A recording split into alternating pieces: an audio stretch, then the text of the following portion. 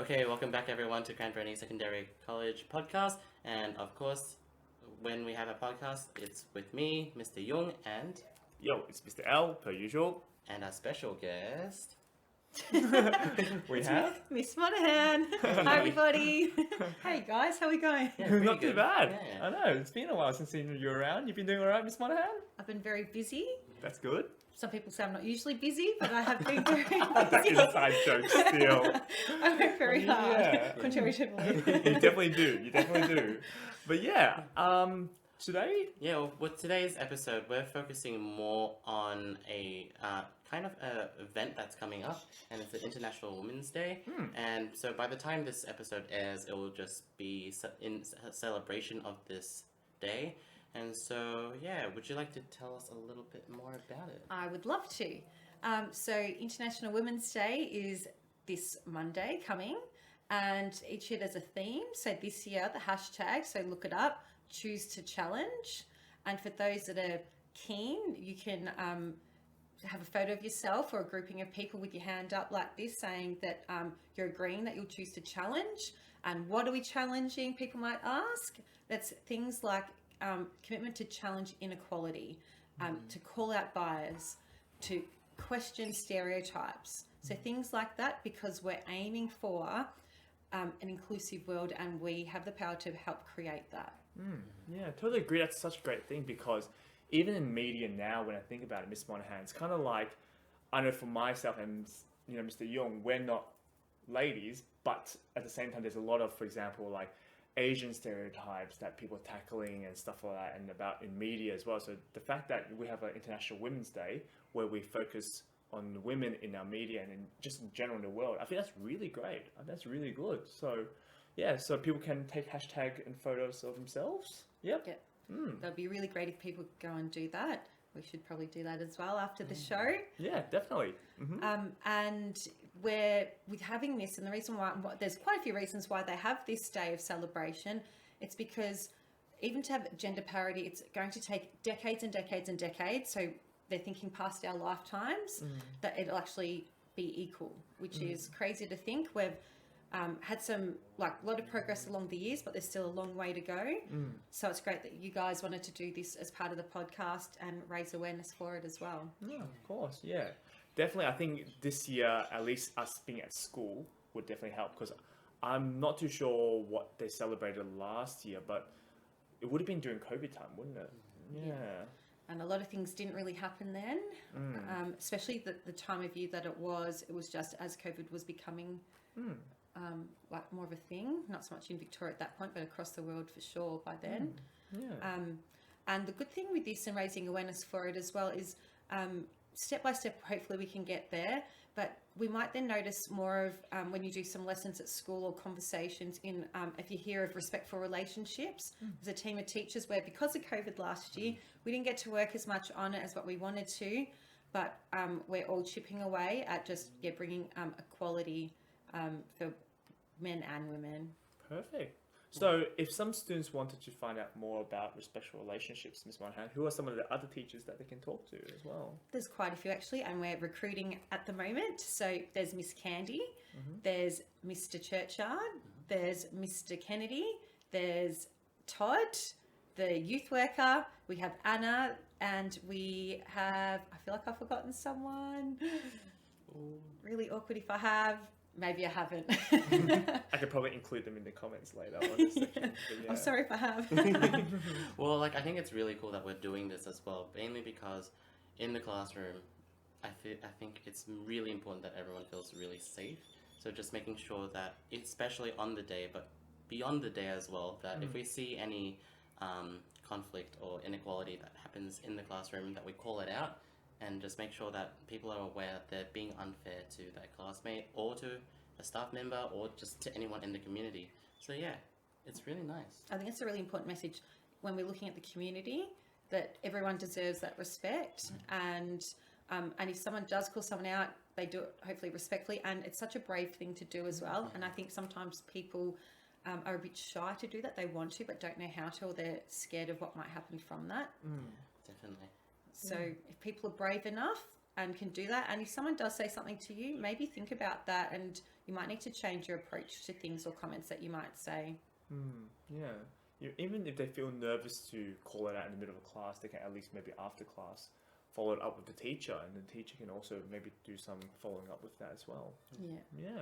Gosh, wouldn't it be nice to have just a beautiful society where everyone just respects each other and looks beyond our differences and just embraces it, really? Yeah, totally agree. I mean, I can't imagine if the school that we are at is all just everyone's all the same, you know, it'll be quite boring, bland and boring. Yeah, exactly. Unless they're like me. Let's not go too far. I'm gonna have to get some red hair happening. Yeah, that's true. Well, on that note, have you had any like role models that you look up to for like female role models that kind of inspire you? Gosh, there's so many, and if I consider myself, I guess we can look at in society, but then we can also look at who we know personally. But I guess you're right with Monday. That's the day that we look at people like that who are our female role models, paving the way.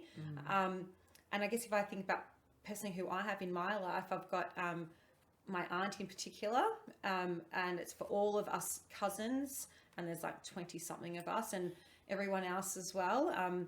And she is very supportive. She gives up so much of her time for different people and organisations, and she's, I guess, instilled in us to do the same. So she's one that comes to mind straight away, my Auntie Anne. What about you guys? For me, on the personal level, it would definitely be my mum. So for us, it was a bit more challenging for my mum because she grew up in Hong Kong, which meant that at one point she had to migrate over to Australia, and she had to learn just the English language, and that was already a struggle for her. And then she had to also run a business and then manage to make enough money to raise both me and my sister. So the sacrifices she would have made just to make things ends meet and then send us off to a really good school, as well as Chinese school, would have been immense. So that I have mad respect for her. Yeah, really dedicated. It's intense. How about you, Mr. Lam? That kind of reminds me of my late grandmother, and I know it sounds like the intensity is going up, but this also happened a long time ago. So this was happening probably back in the 1950s-ish, around that era, in a little country called Macau, which is next to Hong Kong. Now Macau is known as like a giant Vegas of, like lights everywhere, casinos, but back then it was just all slums. And so my grandma, who's the only grandma I've ever met, the rest of my grandparents, I never had the opportunity to meet them, but that one grandma that I did get to meet, she was widowed at quite a young age. So the age gap between her and my grandfather would have been around 30 years, just because she was that poor. And so she was married off. And then I remember hearing stories from my dad where, he then died quite early, leaving herself with like 6 kids. She had to work 3 jobs and also look after the 6 kids. So I know it sounds intense, but like I said, this is back in the 50s, right? But do you know, even more so, a lot of women didn't work back then. Yeah, exactly. So that would have been even harder to find work as well. And like, even when I think about how I even ended up so luckily in Australia, it wouldn't have happened if it wasn't for my grandmother making those steps, because what eventually led to that was then my grandma made a sacrifice to send my father to Hong Kong when he was 13 to start working. And then from there, he got the opportunities at an older age to actually come to Melbourne to use the trades that he's learned over there with his cooking to come over here. And then that's when I got born here. So none of that would have happened if it wasn't for my grandma, actually. So that's who I think about. Yeah. Mm-hmm. So for our audience out there, we're wondering, who are you thinking about? Who are female role models in your life? They don't have to be relatives. They can be people that you know, or it can also extend out to, I guess, more famous people. Yeah. But when we say famous, we're not just thinking celebrities, but some of you are probably thinking that anyway, but also think in the social, economic, cultural, political sense. So we were chatting before, and I think if we were to say, name a female prime minister, I think most of us would say, who would we say? Jacinda Ardern. Yeah. And how successful she's been. And to know that that's just so different because politics has been heavily dominated by men. So just seeing more women in there has been really fantastic. And I think, Australians just tend to love her. Yeah. can also think of Angela Merkel, who only recently retired. I remember in Germany as well. She was also known to be a great female politician who, you know, did great things for the country as well. Yeah, so that's another one I can think of. Those are the only two female politicians I can think of from the top of my head. Well, there's also Julia Gillard. Yeah, there was Julie Gillard. I don't know if our listeners would remember that. They might. But yeah, they might. Her speech was iconic as well. It yes. was a very empowering speech, I reckon. Yeah, the one calling out Tony Abbott. That was a good one. Yeah, I love that one. So it's good to think, even if we're not into politics, but we are aware of some people around us. And as I said, you know, some people might think of, you know, celebs like singers, actors, things like that. And some of their messages may resonate with some of you out there. We've also got female sports stars as well. And a lot of them, we were talking before and we were saying how it's hard for some female sports women trying to get into certain fields because it is male dominated and the pay and everything's just so different as well. Yep. It's actually really discussing how different the pay can be.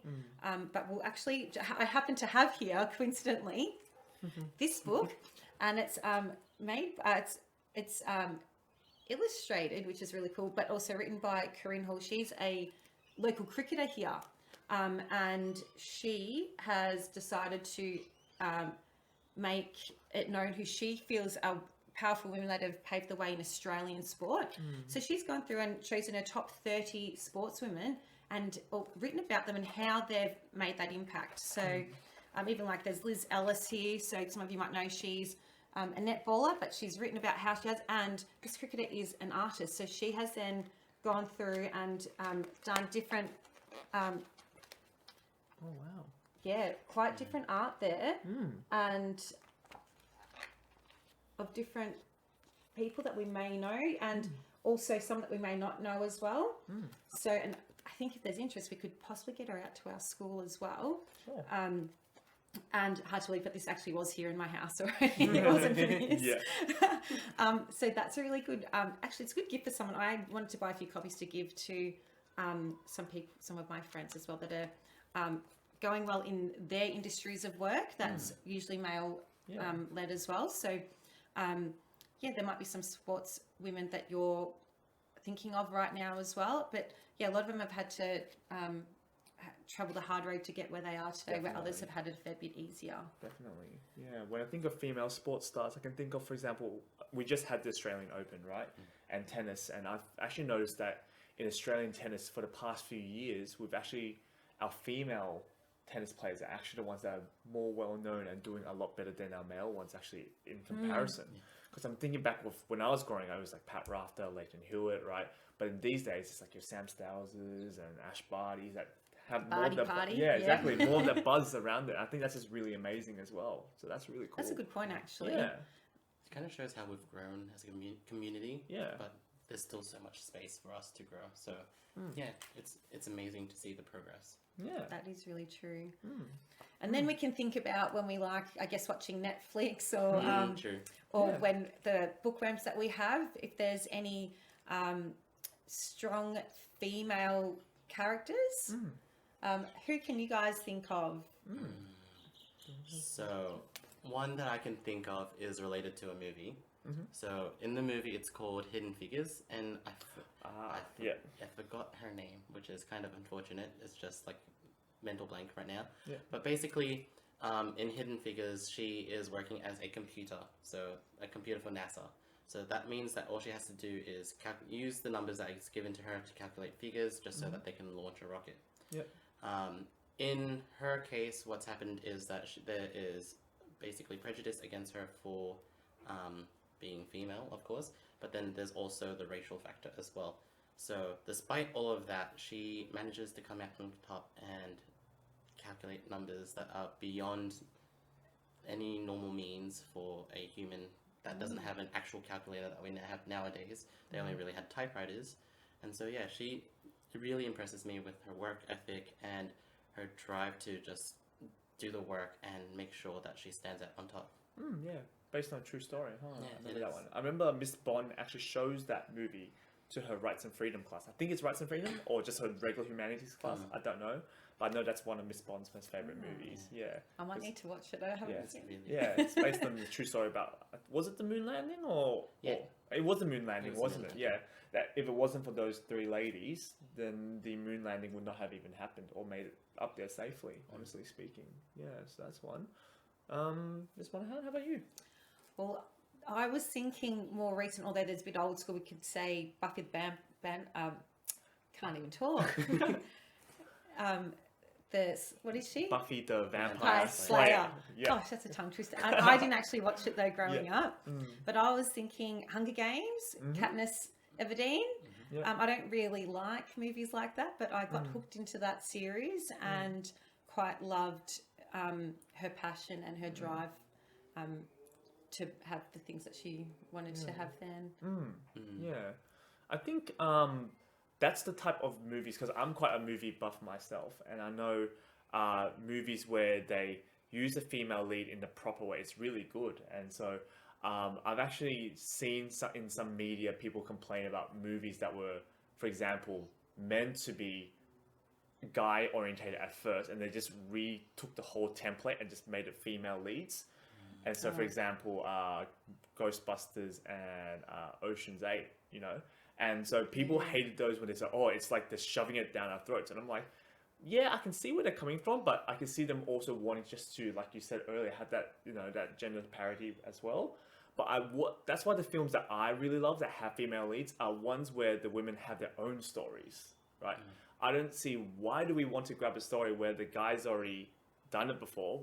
Are you saying that girls don't have amazing stories? Of course not. So, like, when I think of amazing movies, I think of, like, the Studio Ghibli films where, like, for example, Spirited Away. So you would have learned that in Year 7 English, right? I did teach that. Yeah, exactly, right? So you can see that story, like, that story wouldn't have worked if it was a guy lead. Yeah, that's right? true. And that story is about a little girl growing up and dealing with challenges that range from everyday life challenges to challenges that are all relatable and even stuff that's, like, so amazing. And so I think films that resonate with me with a female leads are the ones that usually have that kind of like that female lead that's strong, where she can deal with the everyday lives, where it doesn't have to be, oh, let's just recycle something that was made for guys and into girls. I can see the message that they're trying to go for, which is good, but at the same time, it kind of waters it down a little bit, in my opinion. I don't know. So it's a debate that people can always have, you know. So it's something that you could always discuss. You know, maybe let us know. What do you think? Do you think that it is good that we constantly are maybe revamping up all these old movies, but with new female leads instead? Or do you prefer movies where it's like, you know what, this one's made for a female character, and like that? So, yeah.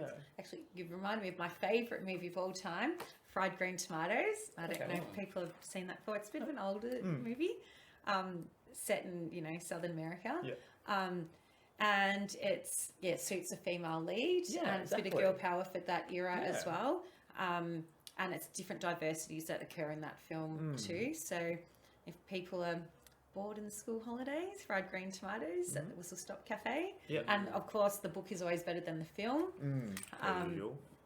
So that's a really good one that actually points this out as well. Yeah.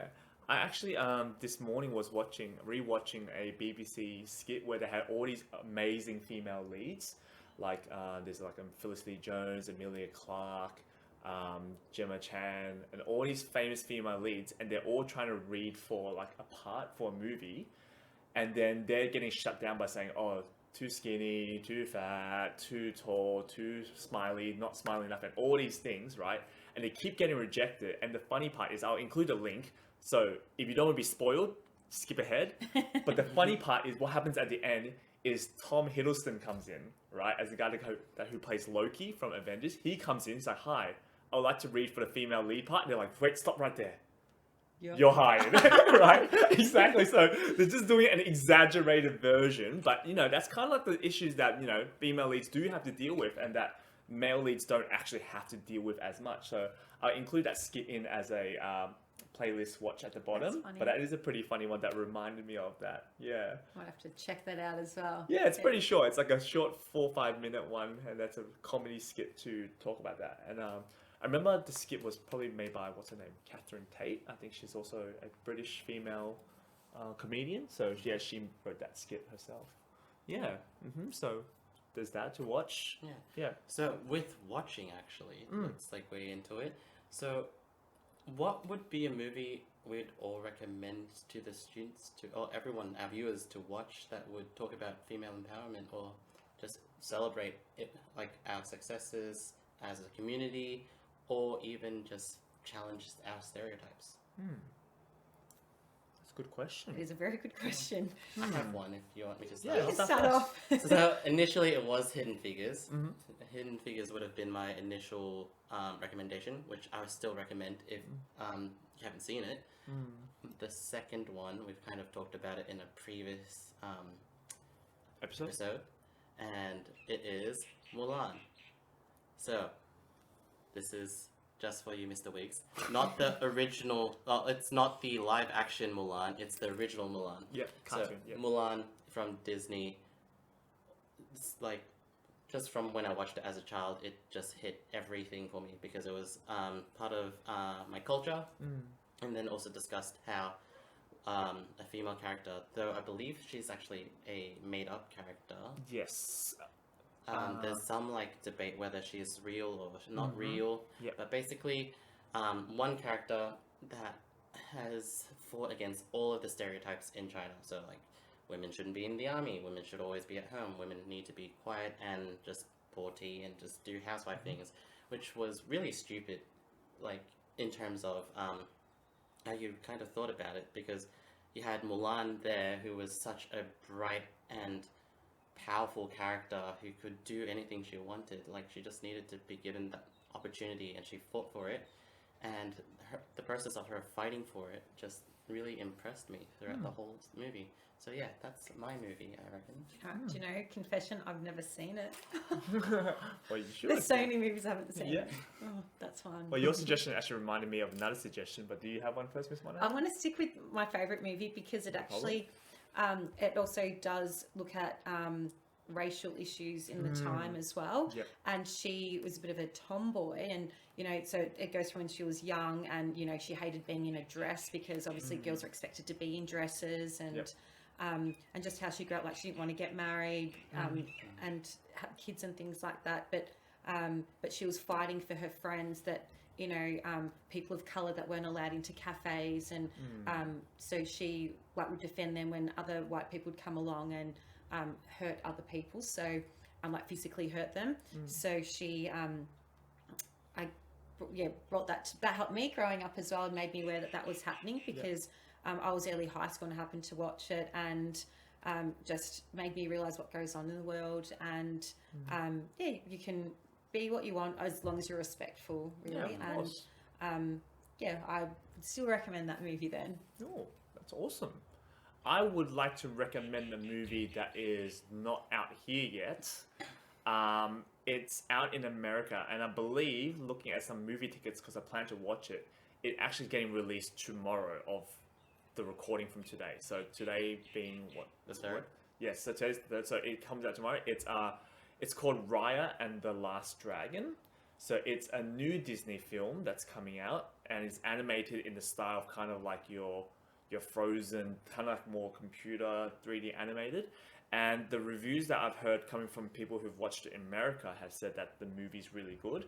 I haven't delved too much into it. All I know is that there is a female lead in a mythical land where there are something about trying to find dragons, and that there is another rival who's also another female character, where there's what do you call it, disagreements between them as well. So you see two sides of an argument and so on, and they fight it out, and there's apparently amazing fight choreography, and there's also funny jokes as well, because like Aquafina, she's one of the voices, so she voices one of the characters as well, not the main one. And so yeah, that's what I'm looking forward to watching, hopefully this weekend. Yeah, that's what I'll recommend. Cool. That sounds really good. Well, So, Well, I guess for people out there listening, watching, this Monday, as we said, is International Women's Day. Think about which female or females have impacted your life. And if it's someone that you know personally, let them know. Show your gratitude.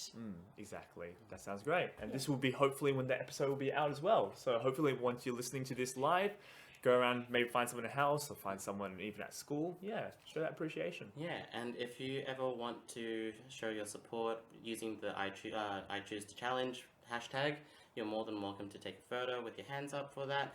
And if you want, you can send that through to us, and then we are more than happy to share that as well, just to show your support. Sounds good.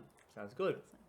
Thanks for listening this week again. Thank you once again, Miss Monaghan. Oh, thank you for having me. No, it's been great. It's been great. I know. There's some kids have been wanting to have you on as well. That's why. So yeah. Well, aren't they lucky? All right then, Thanks, everyone. everybody. We'll catch you all next week. Bye.